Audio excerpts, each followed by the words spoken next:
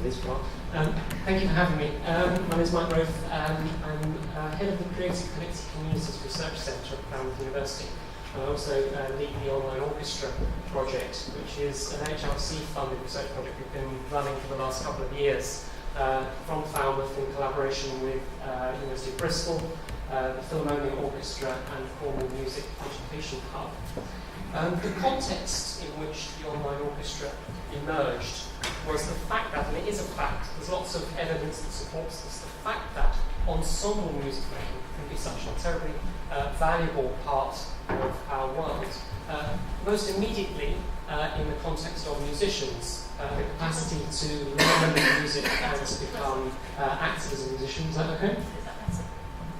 Good. Okay. The capacity to improve as a musician is vastly increased if you're making music with other people, but also more broadly, social health, well-being opportunities for people if you participate in ensemble music making. The challenge, though, of course, is that if you don't live in urban centres around the UK, then access to large-scale ensemble music making opportunities is significantly limited. And so our project was specifically geared towards how can we enable people who live in remote communities access to those same opportunities that people have who live in urban centres. And with us today as well is Debbie Wayne, who's head of music at Five Islands School on the Isles of Scilly. Debbie, before I talk in too much detail about this project, could you maybe just give an overview of what ensemble music making is like at Five Islands School, so we get a flavour for the kind of challenge and the context in which the Online Orchestra project is working. Debbie. Well, Five Islands School is a federated school, 3 to 16. We don't have a sixth form, we're a full school. So I teach music from year 2 all the way up to the end of GCSE at year 11. But because we're a community of about 2,000 people, it's a very small community. We have one school for all the children on the islands. It also limits us because we can only teach instrumentally and offer music opportunities based on who lives there. So we have a really good woodwind teacher who teaches flute, clarinet and saxophones. And we have a thriving sort of woodwind section on the island, but we don't have brass teaching. We have a lady who teaches violin from her front room and has a few pupils. Other than that, we have no string teaching. We have a guitar teacher who works on the island. So it's a case of working with what you have and making the best of it. So we have lots of woodwind ensembles, and we have a school wind band, which is huge. It's got about 18 people in it. But that's really the limitations, and because we're cut off by the sea, it's not a case of being able to buy people in. And that's why the Online Orchestra experience was so fantastic for us, because it gave us the chance to participate in something that we could not have physically done in any other way. Talk a bit more detail later on, because Debbie's children were actually participants in the Online Orchestra programme. So that's the context in which we're working, an environment where access to ensemble music making is limited in certain parts of the country. That's before, of course, you get into issues to do with accessibility more generally. So the Online Orchestra asked the research question, how can we use the online environment, burgeoning network technologies and creative approaches to composition to enable people who live in remote communities access to large-scale ensemble music making? And if I cut to the chase, we did a gig about a year ago that was our sort of pilot performance of our online orchestra.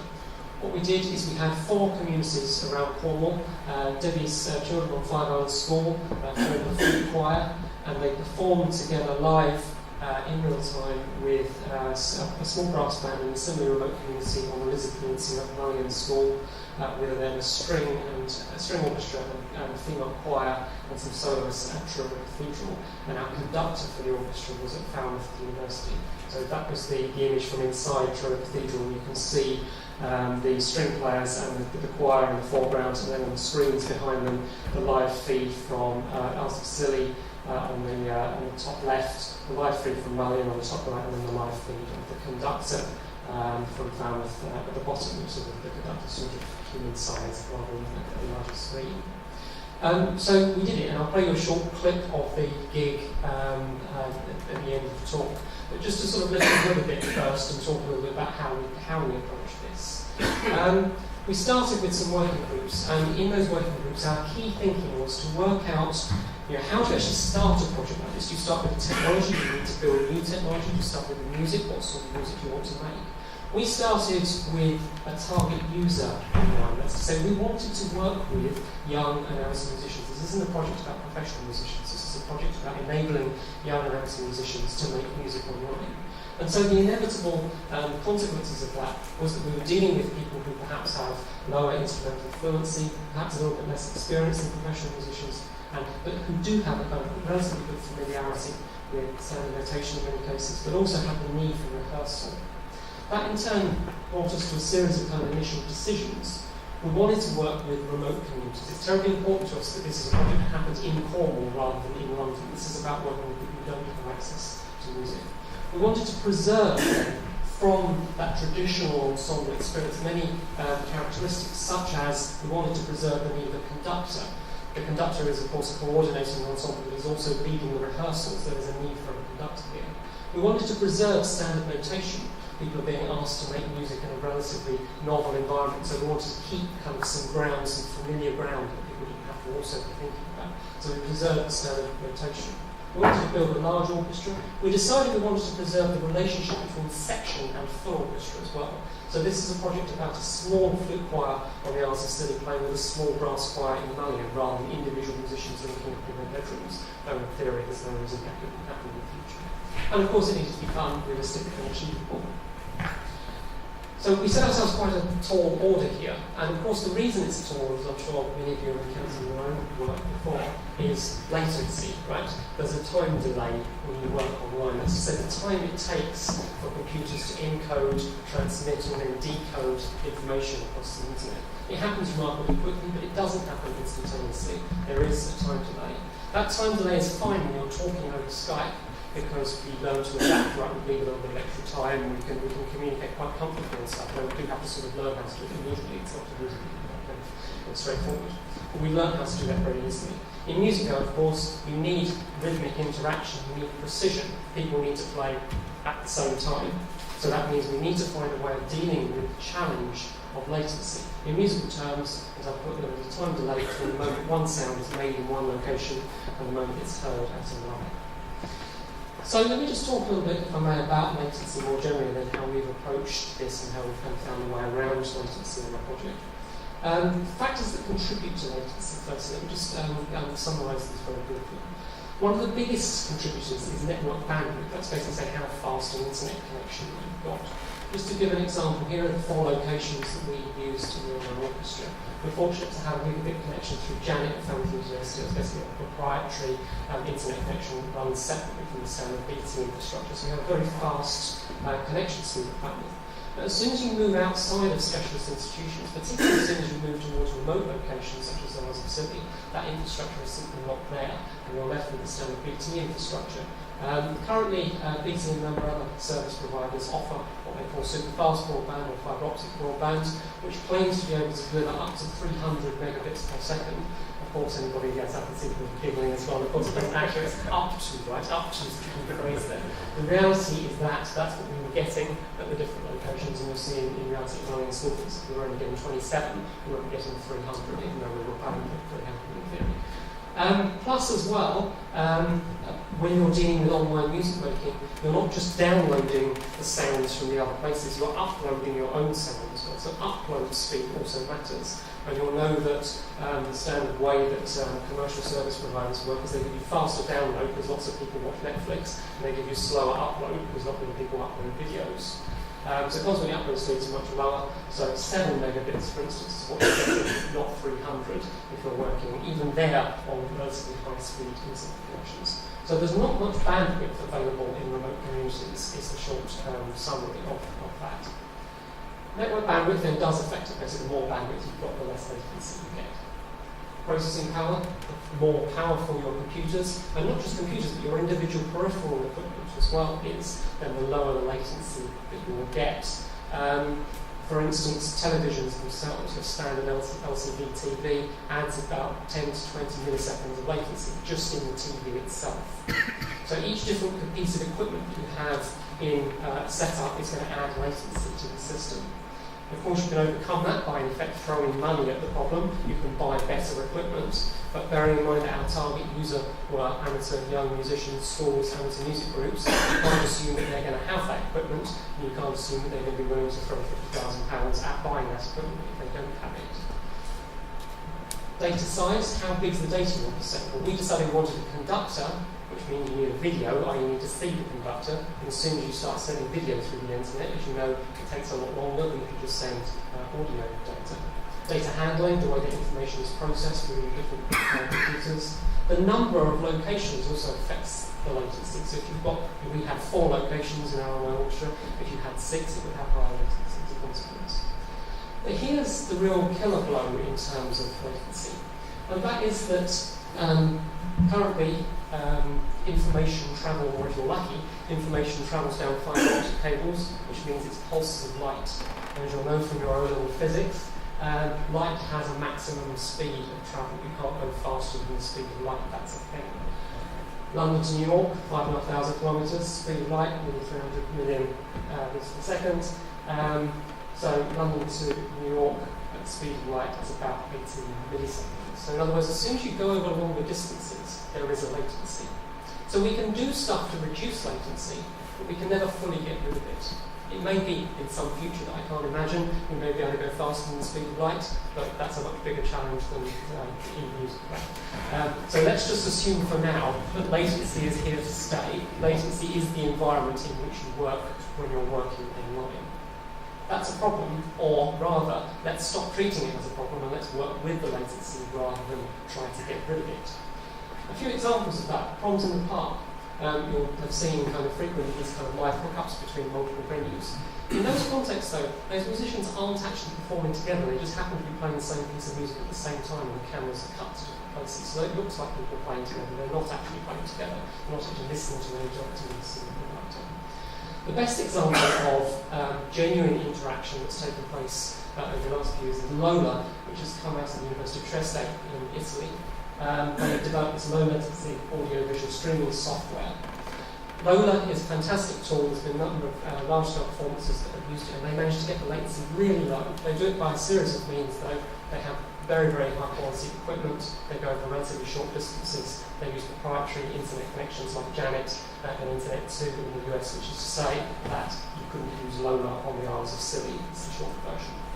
Other software, such as eJamming, are available. Great software, enables you to play in real time with one another, but there is some latency. It's only audio in order that they get their data size quite low, and the reality is you can't make rhythmically coordinated music on eJamming because there is that latency, so what you end up doing is you jam.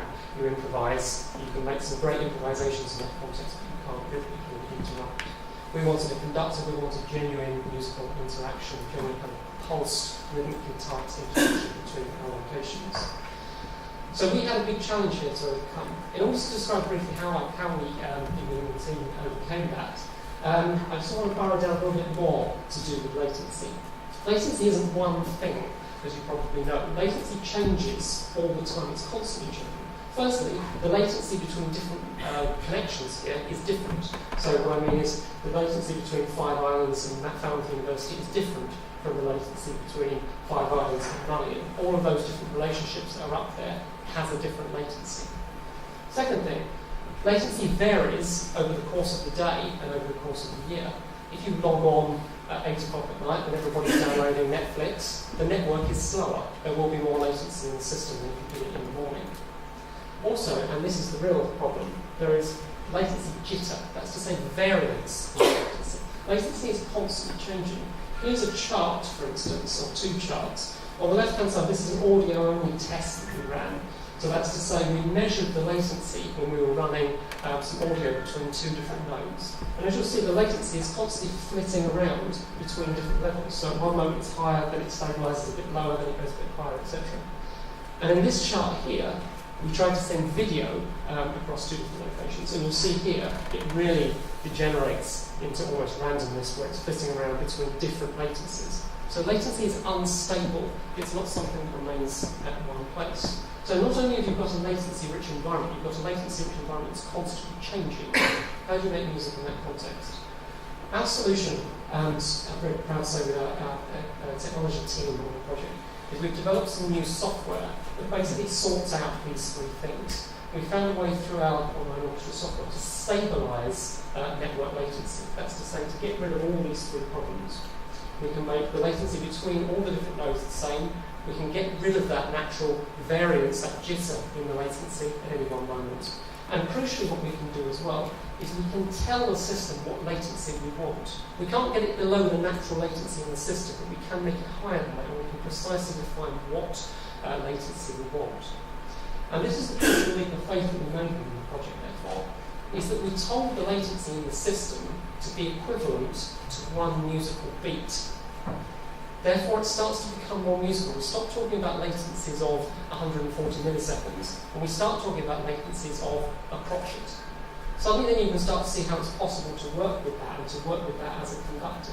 I've got a short demo to do, and I'll ask Debbie to join me again if possible, to kind of visualise how this works. So Debbie's our conductor. Imagine Debbie's in Falmouth. This is a bird's eye view now of Debbie back in Falmouth. Debbie, if you could conduct something quite slowly in 4/4, that would be wonderful. If you just keep going while I'm talking. So Debbie's in Falmouth conducting in 4/4. That video and audio, or not audio, so the video of her is being beamed to us in York, but it has a latency. But because we've locked the latency to the musical beat, it arrives exactly one beat later. So from your perspective here in York, this is what the TV of Debbie looks like. So I'm the TV version of Debbie now. It looks like this.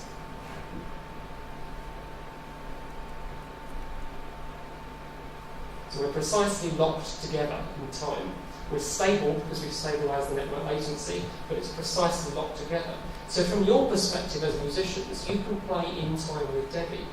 It takes one beat for her image to arrive with you, and then of course it takes one beat for your audio to go back to Debbie. So if I was in the room with Debbie listening to you play, you'd sound 2 beats later than Debbie's actually conducting from Debbie's perspective. So for the conductor of an online orchestra, it's weird, because you're listening to something 2 beats after you're hearing. Our conductor was amazing, John Hargreaves, who's a conductor of various ensembles in London. I've got one more thing to do actually before you put it to John. Said though that you can actually adapt that very quickly, you just need to know the music very well. Also what this works as is, imagine now that you're not one group, but you're 2 groups, 2 different places. Let's say you're here in York, but maybe you're over in the Scilly Isles. Debbie, if you could conduct again. Because the latencies have been stabilised, you get that downbeat at exactly the same time as you do. So you're seeing exactly a synchronous image of Debbie, but those behind the real Debbie, you're both getting at the same time, which means you can both play together in real time and locked together. The challenge though, here's the challenge, you may already have thought about it, is that it takes one latency unit for Debbie to reach you. You all go, da, on the downbeat, let's say. Debbie hears it back, therefore on beat 3, let's look at that. So Debbie says that, you get it, da, boop. Debbie hears it back. But crucially, let's imagine now you're 2 groups. This is what happens. You also hear each other a beat late. Yeah? Tries to get into a little bit of a mind bender. So you both play on the downbeat, you both each hear each other 1 beat later. It's an interesting scenario, right? Thank you, David. Cheers. So, you can lock it, you can make it entirely synchronised, but it is out of touch with itself. So if you tried to play Beethoven online, it would sound jumbled. It would sound in time, but it would sound almost like it's in the wrong order. So, our solution is a 2-part solution. Our solution is to make the software which stabilises the latency, and then, crucially, to rewrite the scores to take account of that discrepancy in the latency. Better still, to compose music that is designed for that environment. That's to say, it makes sense harmonically if it's that way around, da-da, or da-da. It makes sense harmonically both ways around. So we commissioned, as part of the online orchestra project, 3 new pieces written explicitly for online environment, explicitly for use with this software. And that's to say, therefore, this group over here don't know what the piece over there sounds like. You've only heard your version of the piece. So for you guys, it makes sense in the version that you know, and you're playing it in time with the real Debbie. For you guys, you're actually experiencing a different version of the piece, but you don't know it. You're experiencing your version of the piece, and then it's in time with Debbie. Does that make sense as to how we kind of found the way around? And I'm going to play a short video of the solution of that in just a second. Before I do that, though, Debbie, could you say a few words from your perspective as a musician? So Debbie was actually in the flute ensemble performing as well in the premiere. Could you just say a few words about the extent to which you noticed the latency? How able were you to work with that latency? How musical did you feel? At the first rehearsal, it was a bit mind-blowing because we were sitting in our school hall and we got the screen with John Hargreaves, the conductor, and it was strange. We did find, though, the children, we were working with children from about the age of 12 to 15 who were our best flautists. They adapted to it really quickly. The strangest thing, I think, was when we were doing the rehearsals at Troy Cathedral, and we'd actually stop playing, and then a moment later you'd hear your flute appear, you'd hear it echoing around Troy Cathedral, and that was really quite strange. We couldn't understand really how John Hargreaves could conduct 2 beats ahead, which is what he felt like he was doing. And he even managed to cue us sometimes, which when you imagine you've got 4 sort of clubs he was working with, and he was cueing the flutes in, and he was conducting 2 beats ahead. I mean, your head can't do this stuff, can it? But he was managing. So it was a bit strange, but we very quickly adapted to it, and we also very quickly adapted to having a virtual conductor on the screen as opposed to being in the room. And we did concentrate incredibly hard. Thank you. So it's weird for the conductor, but it's not that weird for the musicians. That's to say, you can quickly adapt as a performer in each of the different locations to play, because from your perspective, you don't have to interact with latency. You're just playing in time with a TV of a conductor. Under the hood, there's this weird stuff going on, and from John, the conductor's perspective, it's weird. But from the perspective of the user, we found a way around the problem, because the user doesn't have to interact with the problem of the latency. They just play their score in time with the conductor, and they hear this other music coming to them in time from the other locations, and it sounds like a piece of music, therefore. Because you only know your version of the music, you don't know that there's latency going on. To you, that's just what the music is. So in summary, our solution is 2-part. Firstly, we've got software that controls the latency, that stabilises, that gets rid of that jitter, and that locks it to the musical tempo. And then secondly, we commissioned 3 new pieces for online orchestra that's written specifically for that latency-rich environment. And let's just end by playing you a couple of minutes snippet from our gig last year. Okay.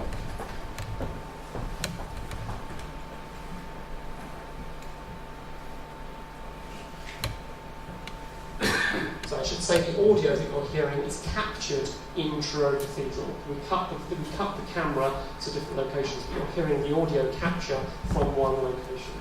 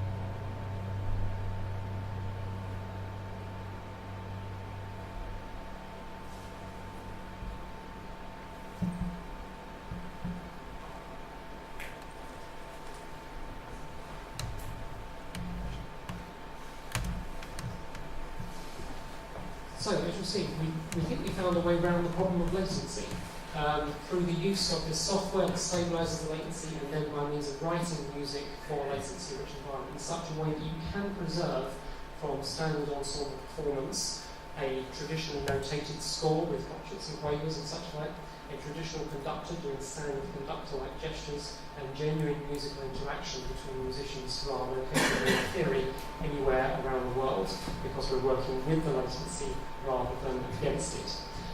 If you want to find out more about the Online Orchestra project, please do check out our website, onlineorchestra.com. There's much more stuff on there that I'm able to cover, so there's a big report on there that kind of writes up the pilots. There's also a couple of documentary videos, and there's also a video of that whole performance rather than just a snippet that I showed you, so do check it out and have a listen. We're on Facebook and Twitter as well. We, as you'll see, we're up to the pilot. We've found a way to do it, but we're the only ones that can do it at the moment because it's all in some weird code. So we're currently working this up into a piece of software that's kind of like Skype, so that you can just press connect and then it works. We're also undertaking a big commissioning program, about 30 to 40 works, all designed specifically for online environment, all geared towards amateur musicians, children, etc., etc. So within the next year, do keep in touch with our Facebook and Twitter feeds. We'll be launching when this thing becomes publicly available, and that's at that point. In theory, if you have a BT connection, if you have standard computing, standard microphones, standard TV screens, this is something your ensembles could do anywhere around the UK and in theory as well around the world. So thank you very much for listening. Cheers.